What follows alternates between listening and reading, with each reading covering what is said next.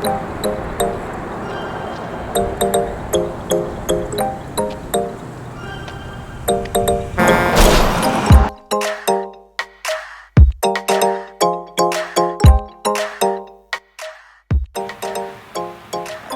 is going on, everybody? Welcome back to our squad. 2 weeks later. We're excited that you're here. Dorian stood no chance against us, so I hope that your families are good. I hope that your homes are good.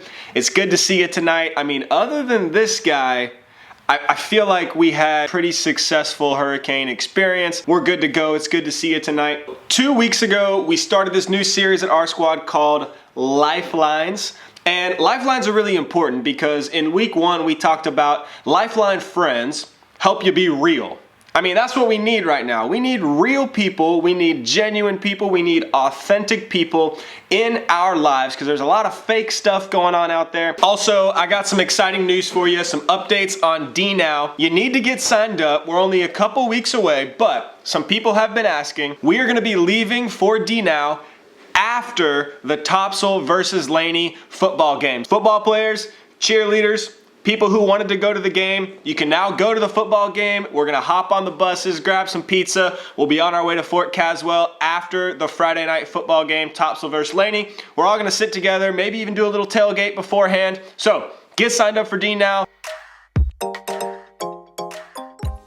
It's time to talk about lifelines. Question I want to start out with tonight is, has a friend ever helped you learn something about yourself? Maybe there was a time where you had a little, like some food on your face or something like that, and your friend was like, hey, you need to get that off. Maybe they showed you a hobby that you didn't think you would like, but you actually ended up loving it.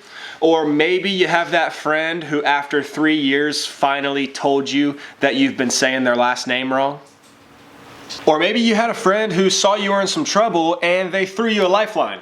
I know there's been a lot of times in my life where if it wouldn't have been for one of my friends who noticed something that I was doing that was putting me in a bad situation or was taking me down a bad path, I would have gotten into some trouble, but they were able to be a lifeline friend to me in order to spare me from that. We need lifeline friends when we are drifting. Now, I'm not talking about doing donuts in the Harris Teeter parking lot with your F-350, but what I am talking about is this. You ever been swimming in the ocean? You're just hanging out, having a good time, jumping some waves, catching some waves, the whole thing. And all of a sudden you end up at the pier that's like a mile away. You didn't even realize it, but over time, the current, the water, was pulling you away from where you originally started. But we've moved a mile down the beach, we didn't even know it. In life, it's usually not one sudden movement that pulls us away from God. It's usually slow, consistent, repetitive, bad habits, little decisions that we make that accumulate over time that allow us to drift away from God's plan for our life. We also need lifeline friends when we are distracted. There's so many distractions going on in life. So many things that aren't bad, but when our focus gets placed solely on those things, they can become a distraction. And so little distractions can become big problems when they take our focus off of the things that matter the most. When we're drifting or distracted, sometimes we are the last people to notice. We're not even paying attention to what's going on, but sometimes other people can see that in us way easier than we can see it ourselves. It's almost like we're blind. Lifeline friends help us see our blind spots. Tonight we're going to be in Luke chapter 10, going to be reading a couple verses, looking at the life of Jesus, and what we want to figure out is, what does Jesus' example teach us about how to be lifeline friends to the people around us? So here we go, Luke chapter 10, verse 38. This is what it says. As Jesus and the disciples continued on their way to Jerusalem, they came to a certain village where a woman named Martha welcomed him into her home. Her sister Mary sat at the Lord's feet listening to what he taught. But Martha was distracted by the big dinner she was preparing. She came to Jesus and said, "Lord, doesn't it seem unfair to you that my sister just sits here while I do all the work? Tell her to come and help me." This is important. But the Lord said to her, "My dear Martha, you are worried and upset over these details. There's only one thing worth being concerned about. Mary has discovered it, and it will not be taken away from her." So here's what goes on. Jesus walks into these people's homes, Mary and Martha, they're sisters. Now, Mary decides to sit next to Jesus and to learn from him and to listen to him. But her sister Martha decides to make dinner. Now, making dinner is great. There's nothing wrong with making dinner, but she gets so caught up in preparing this meal that she misses the fact that Jesus, aka the Christ, aka the Messiah, aka the Son of God, is sitting in her living room and she's worried about dinner. She's distracted by something that really isn't that important. She's missing the point. She's got a blind spot. She's so focused on doing this thing that she feels like people expect her to do that she misses out on the most important thing that's probably ever happened in her life, which is her being just a few feet away from the Savior of the world, and she misses it. Jesus isn't rude about it, but he does call her out and helps her see something that she had never seen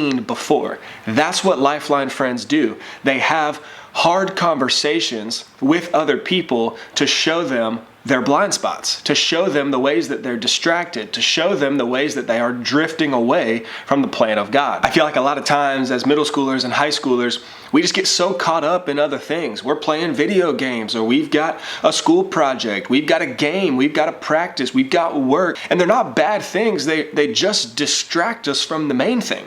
And so Martha is doing a good thing by making dinner, but she gets so caught up in it that Jesus is like, yo, I got to throw you a lifeline, girl, because you think that what you're doing is so important, but in reality, I just want you to sit with me. Could it be that so many things that we're doing aren't bad things in and of themselves, but they distract us and allow us to drift away from simply sitting and being with Jesus? Jesus invites us to have change in our life so that we can be more like him, but he also invites us to have these conversations and these lifeline moments with other people so that we can help them see the things that they can't see in themselves. We can help them remove their blind spots, and that gives them opportunity to grow into better people. All right, here's what I want to leave you with. Ephesians 5:1-2. Imitate God, therefore, in everything you do, because you are his dear children. Live a life filled with love, following the example of Christ. He loved us and offered himself as a sacrifice for us, a pleasing aroma to God. So, what does it mean to imitate Christ? What? Oh, what's up, man? No, you want to get in the video? Oh, yeah, sure. No, that's fine. Come on. Yeah, come over here. Come over here. Here. Yeah, we were just talking about being imitators of Christ. Cool. Yeah. No, that's awesome, man. Yeah, so it's kind of like, no, I don't know. It's kind of you do this and then I do that.